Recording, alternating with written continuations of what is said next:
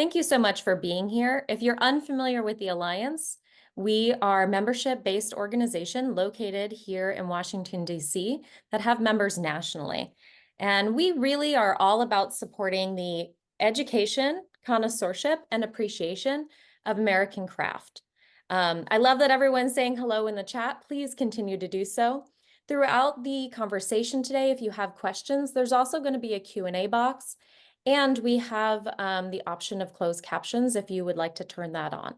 So if you have any questions, put them in the chat, and Perry Munter is going to be able to help you with that. If you have not been to any of these events, you are certainly in for a treat. And if you come to all of them, welcome back. I'm going to be introducing Rebecca Ravenel, the president of the James Fromick Alliance for Craft, and also the chair of the Distinguished Artist Series. She's going to be telling you a little bit more about that and introducing our featured artist of the day. So, Rebecca. Hey, thanks a lot, Jamie Ann. I do have the wonderful job of being the chair of the Distinguished Artist Series. 4 times each season, we invite a notable craft artist to give us an online artist talk and an in-person demonstration.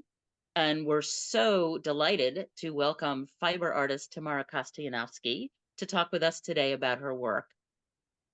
With names such as The Persistence of Agony, Widowed Carcass, Roadkill, Festering, Tamara's work can seem at first quite intimidating and even off-putting, but once you get past that initial shock, her artful fabrications and thoughtful focus draw you into a fantastic voyage through the inner structure of the body, or through a decaying tree trunk, or through dense swaths of foliage or feathers, all made from repurposed textiles. Originally from Argentina, Tamara maintains a presence in galleries and museums all over the world. Indeed, we're very lucky she's made time for us right before the opening of her first solo institutional exhibition in Paris later in April. So please join me in welcoming Tamara Kostianovsky. Thank you. Thank you so much, Rebecca, Jamie Ann, Perry, and the James Renwick Alliance for Craft for this delightful invitation. I'm very excited to share some of my work with you, and I will start now. And maybe I would just preface this by saying that the first 2 images I'm about to share with all of you are a little bit graphic. So if you are not a fan of seeing blood or images of the torn body, I would suggest that you look away for about 30 seconds, and then we that's it for the real reference imagery. The rest of the presentation will be just slides of my work. What you see me doing in that opening slide is myself at work on my operating table, as I like to call it. I am working on a carcass. I'm surrounded by carcasses. This is a studio that I had a couple of years ago, which I sadly lost at the Brooklyn Navy Yard.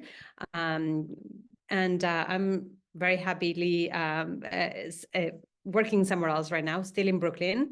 And to give you some context of where my work is coming from, hold on. I would probably, this is one of the images I was referencing in their graphic nature. I grew up surrounded by photographs like this because my father was a surgeon. He specialized in aesthetic surgery. He was a plastic surgeon, and he also did a bunch of work around grafting techniques and reconstruction and burn wounds. So what you're looking at here are some of the very methodical ways in which he documented his operations. And images like this really populated my household growing up. I also wanted to mention that when I was a little older, in my very early 20s, I started going to art school in Argentina, and my dad had this really wonderful idea that I should come help around in his office, just opening the door and picking up the phone and making coffee sometimes, while some of these minor operations were taking place. So there was something that early on kind of got connected in my head between walking to painting class, coming from an operation of this sort. Color red wasn't just red, it was the color of blood. Yellow wasn't yellow, it wasn't the color of the sun, it was the color of the fat that surrounded some of these tissues that he was operating on. So from a very early point, I got this kind of connection being made between coloration and plastic arts and the interior of the body. Also, as Rebecca mentioned, I grew up in Argentina, and images of this sort, which are what you're looking at here, is a series of half-cut carcasses of beef. So this is each one of these is half a cow, technically. And images of this sort populated the landscape of Buenos Aires as I was growing up. But it wasn't just a Buenos Aires thing. This happened pretty much all over the country. Still does. Argentinians consume a lot more meat than we are accustomed to here in the United States. There's a pride in the country that has to do with the meat industry. The beef is indeed delicious and very good. But for me also, there was something about these carcasses that was very mysterious. It kind of evoked early on kind of, you know, somehow they became the conduits for things that were not said in the open. And I will also say that I grew up in Argentina in the 70s and early 80s. And this is sort of at the time of the military dictatorship, where we had a military junta in place as a governing body. And there were many people, and as we speak, this number is being discussed for like really stupid reasons, political. But we estimate that there's about 30,000 people who disappeared, quote unquote, during this time. And these were activists and artists and journalists and writers, people who had a dissonant political orientation, who were considered left-wing or communist, and were again, quote unquote, disappeared in the hands of the government. So for me also, these carcasses somehow embodied the disappeared and that those presences that I was missing, and took on, you know, other connotations. So the earliest works that I did with fabric after graduate school, I graduated from the Pennsylvania Academy of the Fine Arts in Philadelphia, were these life-size carcasses, which I made using my own clothing. So there was also something that started to interest me that had to do with the female body. And in using my clothing, I somehow felt that I was part of the work. I was, you know, in the United States, I discovered the work of feminist artists who had put their bodies in the work.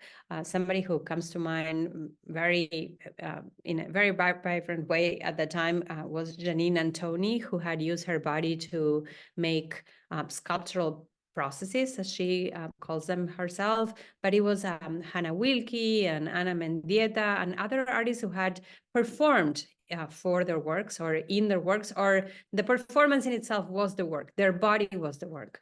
I never really felt that I had that kind of personality to put my own body in a performance, but through the clothing, I was kind of achieving that. I was making a type of self-portrait of a very torn body with the clothes that had kept me warm for a long time. I also have to mention, and somewhat anecdotally here, that I came to the United States to study art, and I was terrified of the winters on the East Coast of the States, and I had brought a lot of sweaters with me, sweaters that within the first few months of living in Philadelphia, I shrunk in the dryers, completely unfamiliar with how to use a dryer, and especially nobody had told me that I should not leave them running for hours and hours, especially with knits.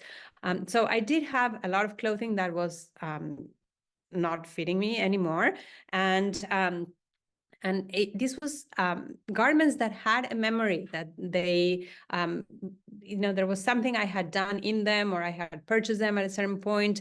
And these were not materials that I was willing to get rid of. There was something about them that I started incorporating into my art.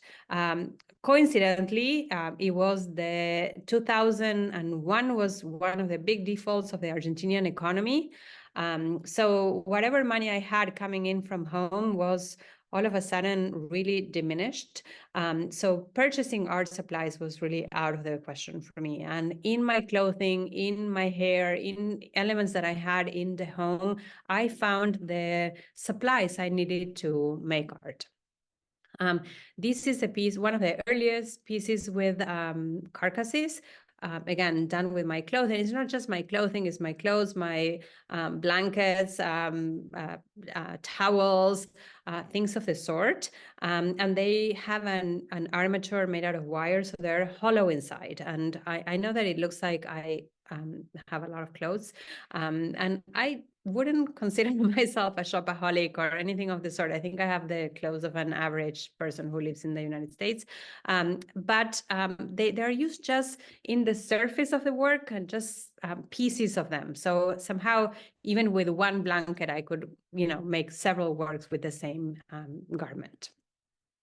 The works of the carcasses continued for a long time. And to a certain degree, I believe that all my series are somewhat ongoing. I think of them as tools that I have in my toolbox, and I can, use them according to whatever project I'm involved in here. What you're looking at here are the widow carcass Rebecca mentioned at the beginning is on the left-hand side. So you see that there's a piece of carcass that's not there in an empty hook. And roadkill on the right. About the hooks, I wanted to mention that I very early on, I put a lot of attention to these devices. There was something about working within the realm of sort of like this female identity and feminist art that I didn't like, and that was sort of the term soft sculpture, which was something that I rejected early on. So somehow these like really masculine looking hooks are there to counterpoint the effects of the softness of the work and give it something really masculine and industrial and to a certain degree threatening, kind of balancing out the energies of the work. This is another work of the series, and as I said, this is ongoing, and this is something that I saw value in the numbers. That it wasn't just making one sculpture. There was something about making several of them and having kind of a display in which you could see how grotesque this idea of the torn flesh could be. As I said, I come to these ideas from a rather serious standpoint, and it has to do with violence, not direct violence, but violence I grew around in my home country in Argentina, violence to the female body, something kind of tragic about all this. No wonder where the country where tango comes from. So there is like a serious tone to these works, although sometimes it's out of my control how people perceive it. This is a large piece. I think it's about 9 feet tall. It's called Map of Truth, and it's made out of remnants of discarded clothing that I wore, just pieces of skirts and pants and things of the sort, and t-shirts and other garments. On this large scale map, there's an embroidery of a type of map.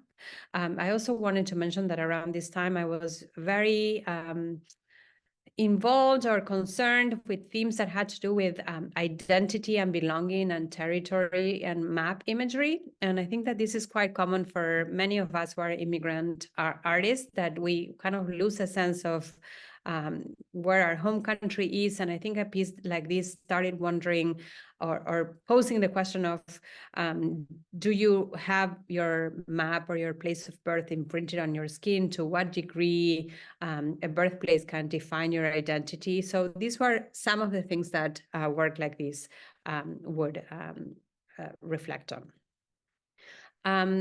Speaking of tragic and really dramatic environments, in 2009, I was invited to present a work for Socrates Sculpture Park, which is a beautiful sculpture park here in New York City, in Queens, that invites younger artists to make work that would have to be in the public for about a year or 9 months, something like that.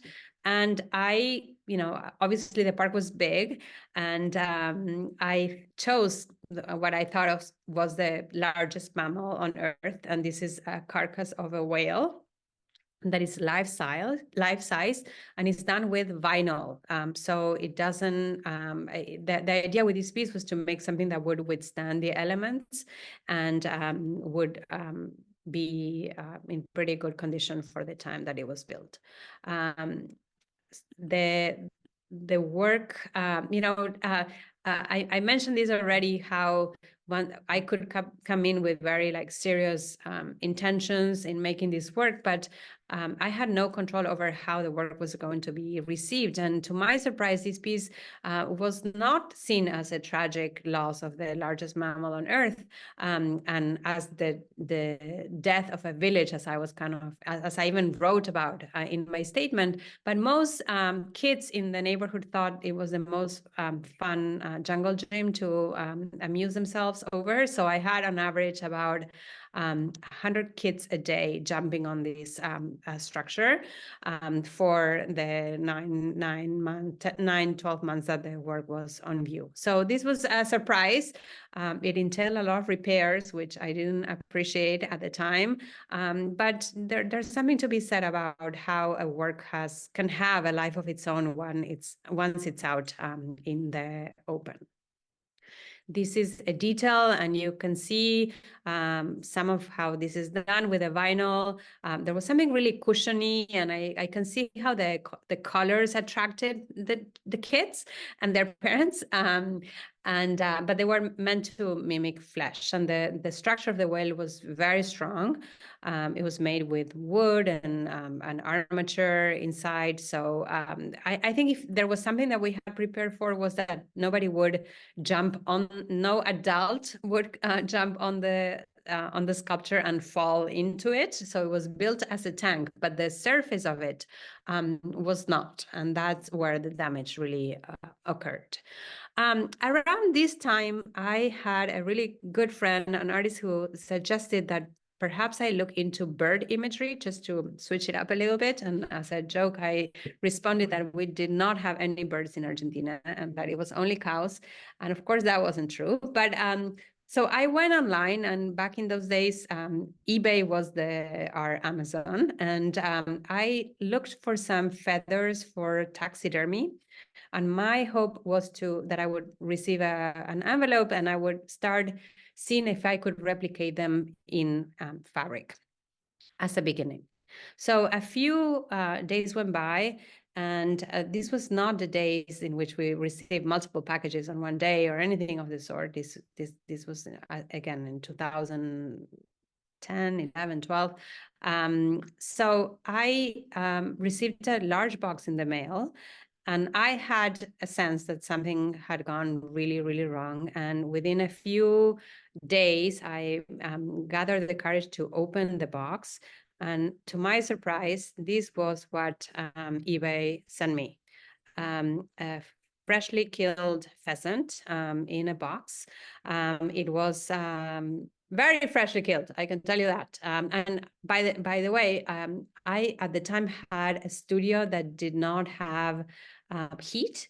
It was one of those push air heating systems. So if I wasn't in the studio was literally frozen. So the bird stayed frozen for a week or until I opened it. And then when I did, I found this incredibly mesmerizing, horrific, gorgeous bird on my work table. It came insulated in this type of insulation material that is used for construction, as you can see it. And the first thing I did was grab the bird by its legs and hang it in one of those hooks that I had for my previous work. It was kind of almost as if I had been ready for that. And I did.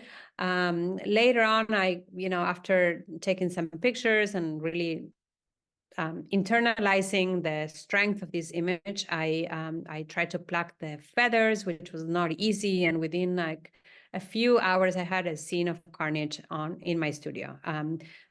I did salvage the meat, which I cooked for dinner that evening. But in terms of the preserving of the feathers, it was not a successful mission. Something happened though in the moment that I hung this bird. There was something very crucifixion-like about it. There was a way in which the feathers opened up. And I think the sculpture that you're looking at here, the front and back, is somehow expanding on that impression. I continue to make many sculptures of dead birds, and which to this day that are all variations on that scene. I was really smitten. I became aware of how what kind of power I had with my mouse, that I just clicked purchase, and then somebody else cracked the neck of this bird somewhere in upstate New York. I also was horrified of how commodified living beings were. It was a bird that arrived, but it could have been a pair of sneakers or anything else at the point. But more than anything, there was this crucifixion-like image that was very appealing to me. I grew up in Argentina, as I said, it's a very Catholic country. So I grew up really looking at images of Christ on the cross. And there was something that resonated with that background with this work. I proceeded to make many birds. I think that this type of bird imagery and this type of sculptures are the one that is the most satisfying, actually, to build, in the sense that I can use different types of fabrics. The structures, the underneath structure is not as complex as my other work. So, within a few days of work, I can really bring these materials and make them look alive or dead, depending on what the idea is. So I made many of these birds. Let me see if I can make this turn. Something that was introduced around this time was the idea that I could use a motor to make them turn. And there was a kinetic element that started interesting me about this, because the sculptures were built as sculptures in the round. There was something about them being seen in 360 that was also something I wanted to investigate.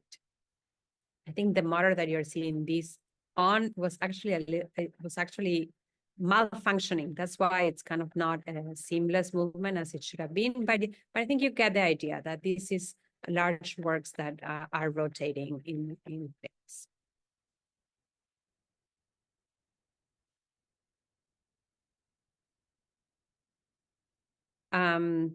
I made several of these birds. Some are more open than others. Some are more graphic than others. I think in this one in particular, I was interested in having the guts spill out, and I use a specific type of fabric here that made it look wet, or that there's something slimy about it that's a little bit more realistic than others. This was an exhibition that took place in 2017 at Y Gallery here in New York, in which you can see how I'm experimenting with different sizes and colors and textures, and using the same types of devices I had used before, the hanging meat hooks with the chains. It was an exhibition in Michigan in a triple height space. And the birds, assumed different personalities with their color schemes and degrees of graphicness.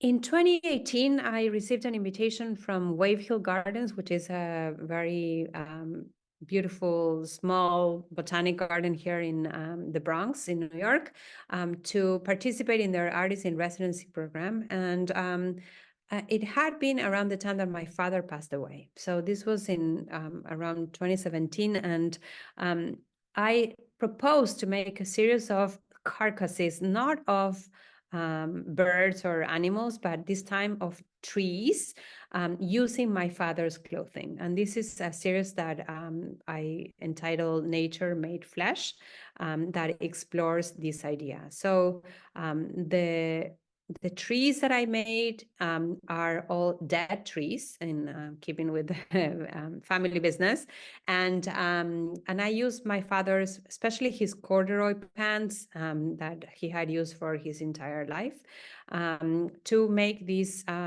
trees that denoted a type of wound as my other works had, but this was a very mechanical wound. The cuts were, sharp. They were done, in a manner that didn't appear like a little handmade cut of any sort, but on the contrary, it was like something mechanical, and again, aligning with this idea of this like masculine hooks that I had been using for a long time. This is a sculpture. While it's being produced, this is in the same studio that I showed you at the beginning in the Brooklyn Navy Yard. And you can see how there's, a structure. The structures are built with carpentry, with wood. They're very sturdy. And then I onto the wood, I would attach some chicken wire structure, to which I sew a type of skin on the structure, and then I later go in and I do like my actual fabric work. So it's like a very involved process that takes several stages. You can see the work finished in here, front and back. And these were the works that I made at Wave Hill, and this is in the space that I had turned into a studio. The residency at Wave Hill consists on them turning their exhibition space. They have a really interesting little museum inside the premises, the garden, which usually feature artworks that have to do with nature. But during the winter, because it gets really snowy up there, and the museum is not really open, and they turn them into artist studios. So this was my studio, and this is the setup that I did towards the end of the residency.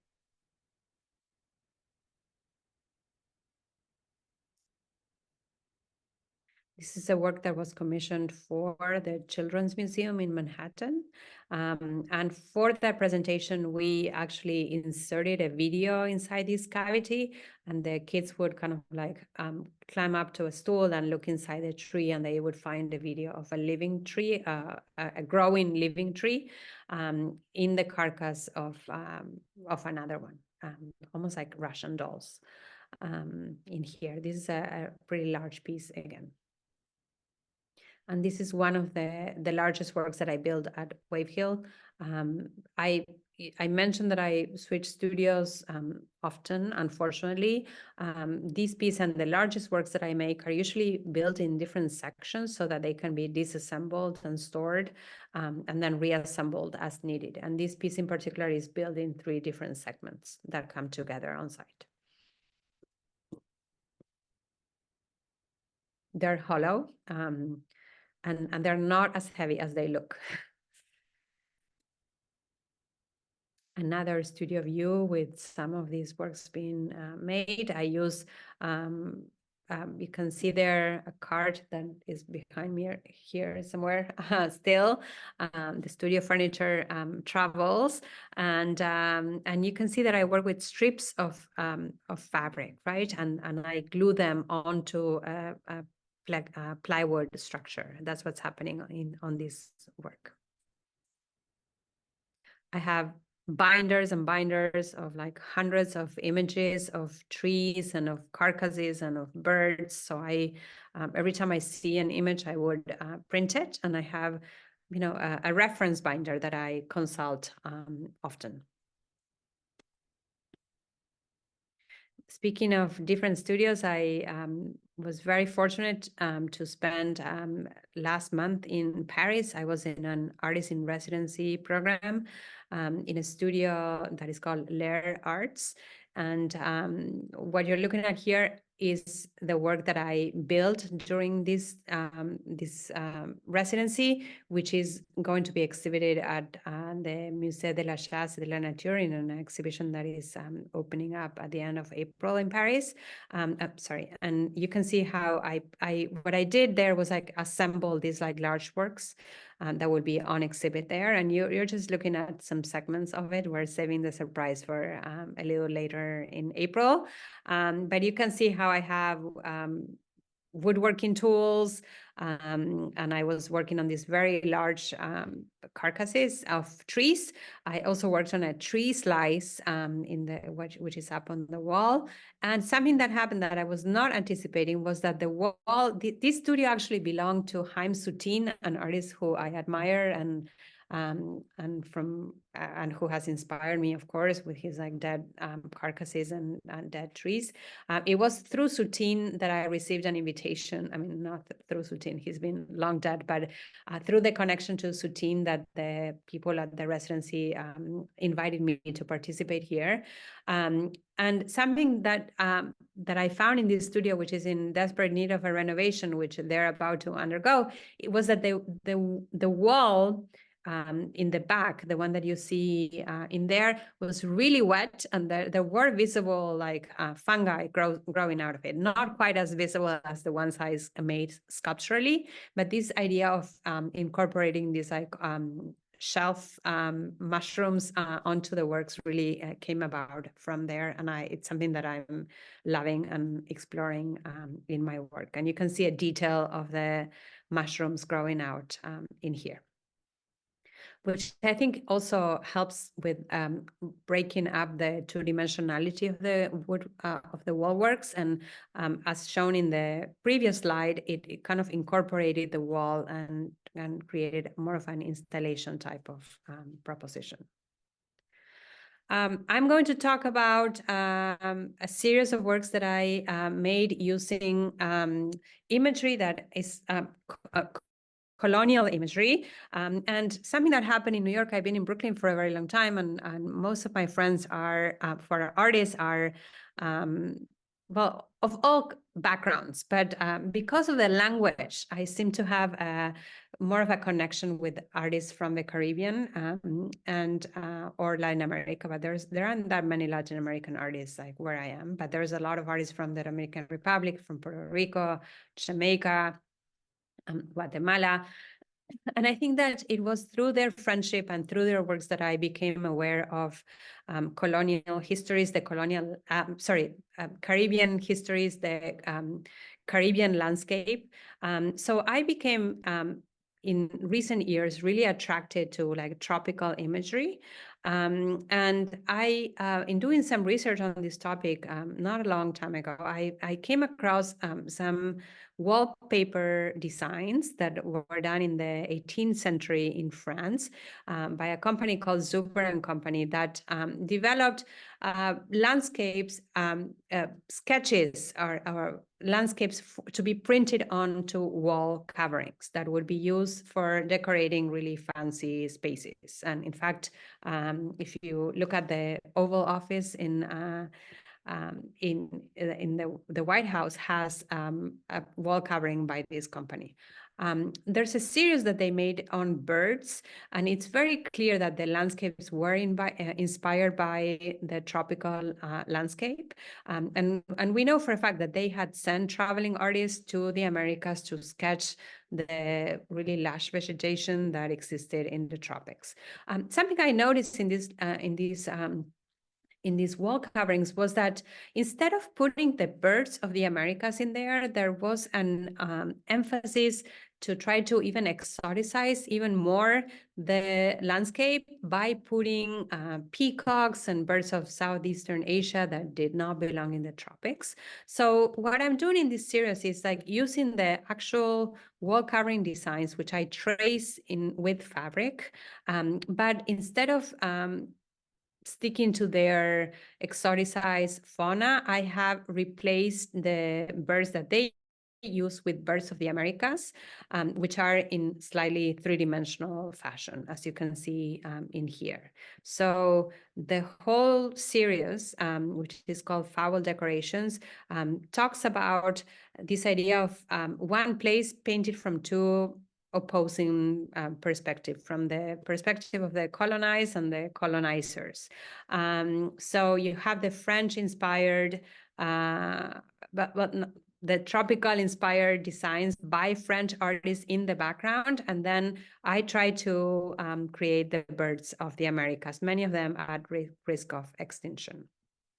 This is a piece that is about 9 feet wide, as you can see there. And I have quetzals and other birds that are native to the tropical fauna. This is not embroidered. These are like strips of fabric that are cut and are glued onto plywood. This other work incorporates the use of like printed fabrics in here as well, which is something I did here for the first time. And also something that I don't often do, but like sometimes I would include real bird feathers, you know, as in here. Also, the birds' beaks are made with acrylic nails that I cover in resin. So to this day, elements that are abundant in the home, elements that somehow denote the female body, are some of my favorites. The designs are pretty much the same. So it's the same wallpaper that I reuse over and over again, and I trace in different ways, and I change the colors and the scheme. This is an example of also a very large work. I think this one is like over 11 feet wide. And sometimes the rectangle gets on my nerves in its regularity, and I would break it up, as in this case, trying to make the vegetation kind of appear as if it's breaking up the regularity of the two-dimensional canvas. So being active in the art world in New York, I have been fortunate in recent years to receive invitations to participate in shows that have to do with ecology. And of course, that had been one of the central themes in which artists are working on today. So something started happening to me in which I became interested in trying to somehow transform the very dead-ended death in the carcasses into something more that could have the potential for becoming alive again. So the carcasses started metamorphosizing literally into images of rebirth. So a type of renaissance started happening within my carcasses. They incorporate some of the more ornate fabrics that started peeking in with the previous series that I showed you before, but also birds and vegetation and things of the sort now seem to appear to be growing out of the destruction and the very like tragic silhouette of a cow. You see the birds in there, vines, and it's almost as if I'm trying to capture the moment in which a carcass transforms into something alive and ripe with exotic birds and trees.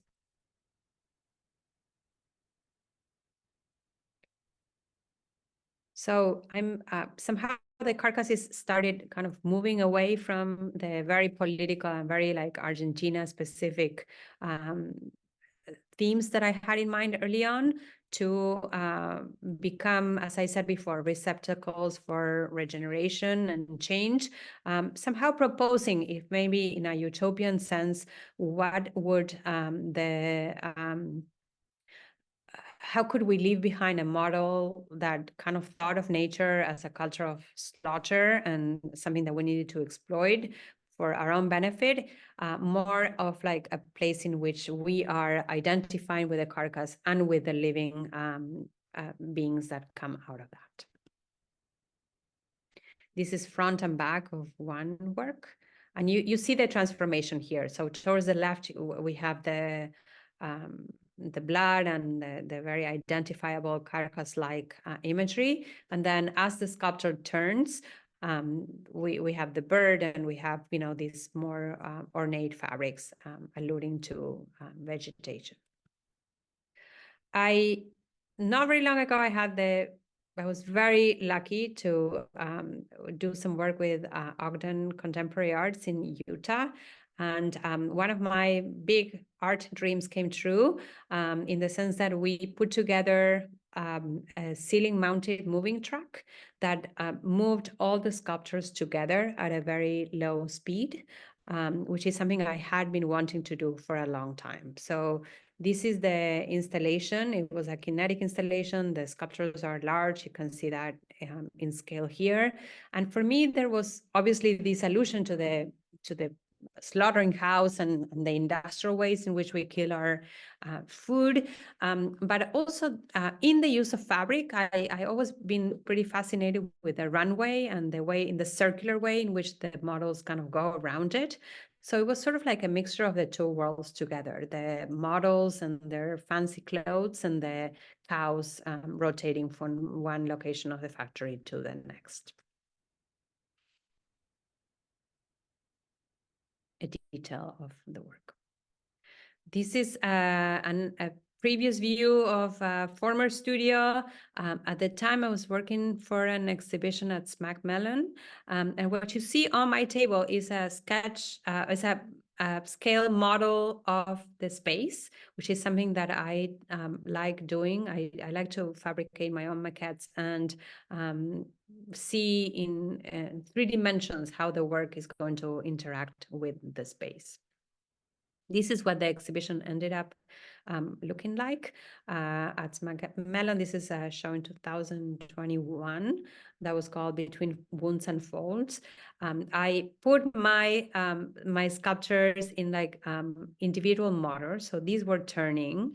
And I was inspired by, for the configuration of the space, by the medieval galleries at the Metropolitan Museum, in which you have a gate. I don't know if anybody here is familiar with that space, which is quite magical, but there's a gate that is, I think it's bronze, and it kind of draws your view to kind of ascend, as in a Gothic-like experience. And in between the columns at the Met, they have sculptures of saints. So I replaced the saints with my carcasses that are in between the columns. And instead of having this like enlightening ascendance type of gate, I direct the view of the visitor looking up by introducing these horizontal poles as well. But it was a big exhibition. It was over 5,000 square feet space, and I could try seeing like all my works together for the first time.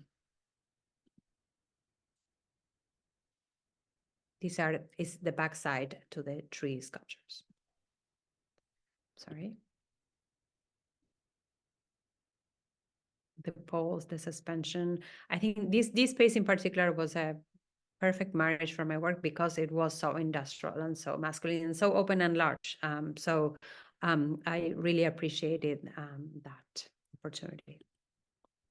I'm just kind of getting towards the end here, but I wanted to show you a recent project in which I worked on maps of areas of the world that had to do with colonization, as I had been interested in this topic for a long time. This is a map of South America that kind of goes back to a theme that I had explored earlier in my career that had to do with identity and map making and belonging and territory. So in here we have, the piece is big, and it's a map that turns into a meat, and it's a landscape, and it has elements of cartography and things of the sort. There's one of Africa. This one's, I think it's over 10 feet tall.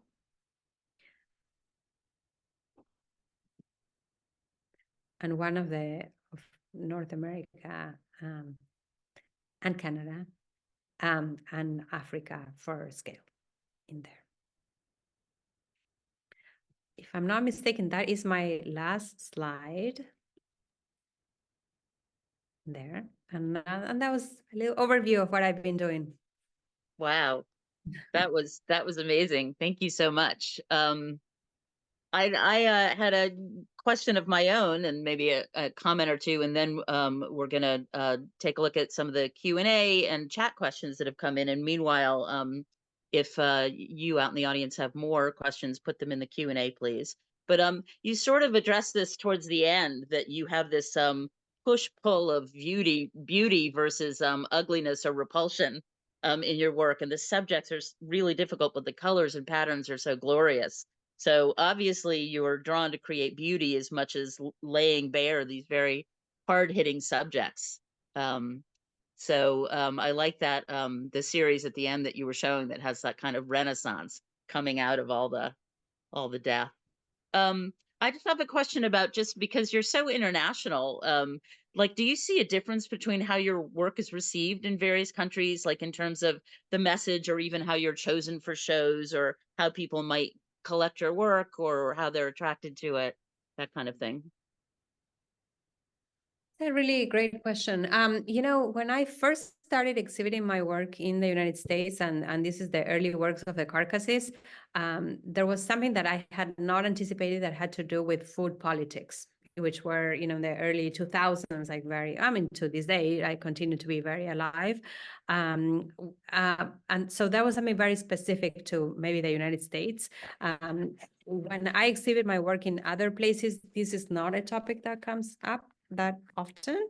But in general, I think that there is something that has to do with a torn body that I hope is somewhat resonating in a universal sense.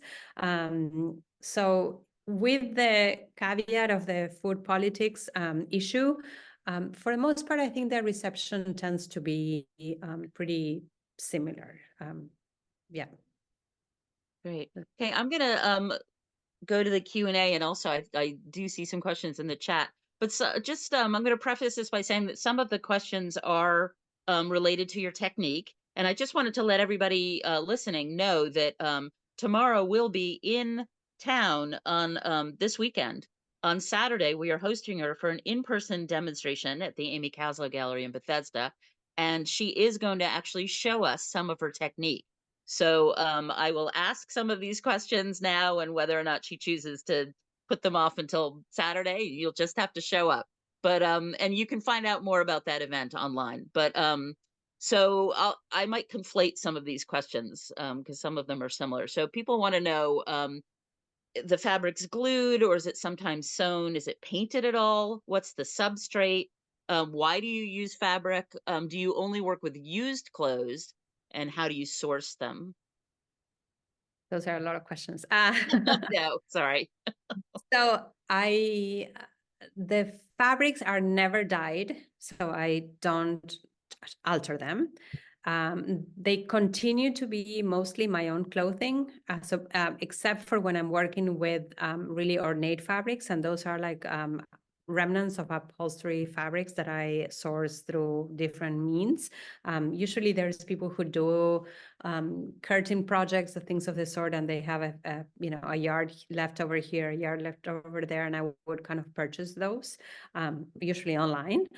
So I don't really know exactly what I'm going to get, and that's part of the fun. It's like art Christmas.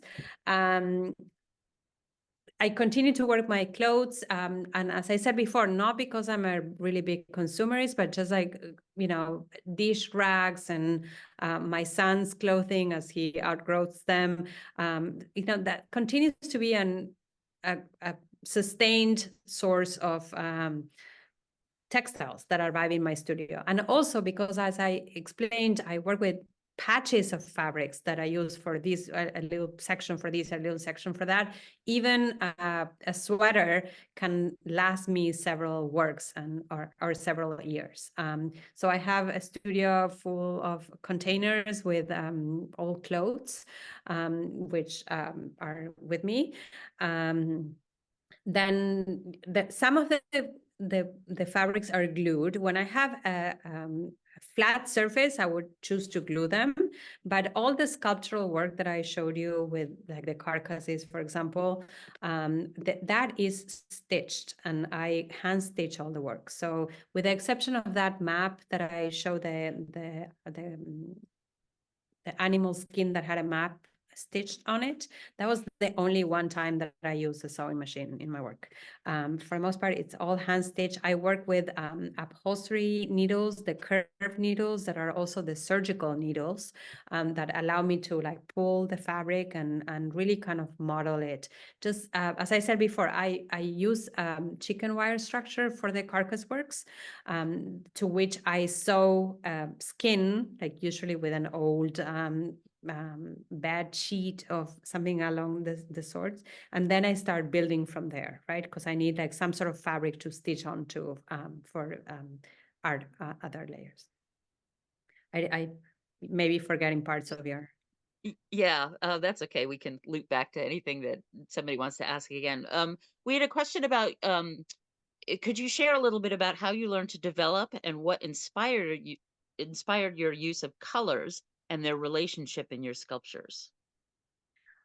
So when I went to art school in Argentina, I mentioned that I was fascinated by the colors of the inside of the body, but I was trained as a painter. So painting was my first love. I love colors. And every time I have an opportunity to include them in the work, I will. I have a kind of a natural inclination for liking reds and pinks and cream colors, colors that kind of denote the human body, right? So somehow there's a correlation between the clothes that I already have and what I'm going to use in my studio. And I do not go shopping thinking, oh, I'm going to put this into my work. Not at all. I'm just like everybody else that I like these, and but then looking back, most things end up fitting into the art supply category. Here's a very interesting question. Have you shared your work with a taxidermist? And if so, how did they respond? Wow, I have not. I would like to. No, I haven't. I think the closest I've got was sharing it with my father when he was alive, and that's close enough. He was a surgeon. But no, I have not. I would be curious to hear what they say. Okay. Maybe we have one in the audience. Somebody has a question about feathers. So do you do anything to preserve them? And sometimes things will deteriorate in people's studios, but like for instance, ancient Peruvian works made with feathers are still perfect today. So Burke is wondering why. With very rare exceptions, I don't use real feathers in my work. I mean, I did show you the one example there, but it's all fabric. So I think this takes us to the preservation of my work in general.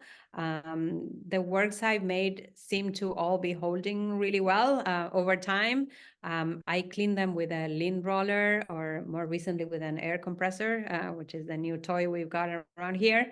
But the works, stand.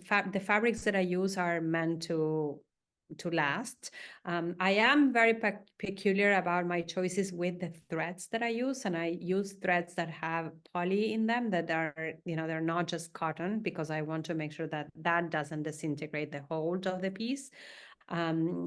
So it's still something to figure out what's going to happen with these works in 50 years, 100 years. I would be very curious. One thing I tell collectors, or like even when I'm working on a public art piece, the one thing that to keep in mind is to keep them away from direct sunlight, right? The sunlight is as damaging to fabric as it is to like your face. So that is the one precaution that I try to take with the placement of the work and in general. Great. So we may have one or two more questions, but I wanted to, in the couple of minutes that we have left, you're sitting in this fantastic studio, and we had talked about maybe showing a little bit of what's behind you, or what you're working on, or what might be on your work table now. We have maybe just about 2 or 3 minutes left. Right. So what you see behind me is the beginning of a triptych that I'm building for the Miami port as part of the Art in Public Places program. So it's textiles, and they're very daring to be commissioning a large textile work, which is not something that these kinds of panels are fond of, because they tend to go for more traditional materials.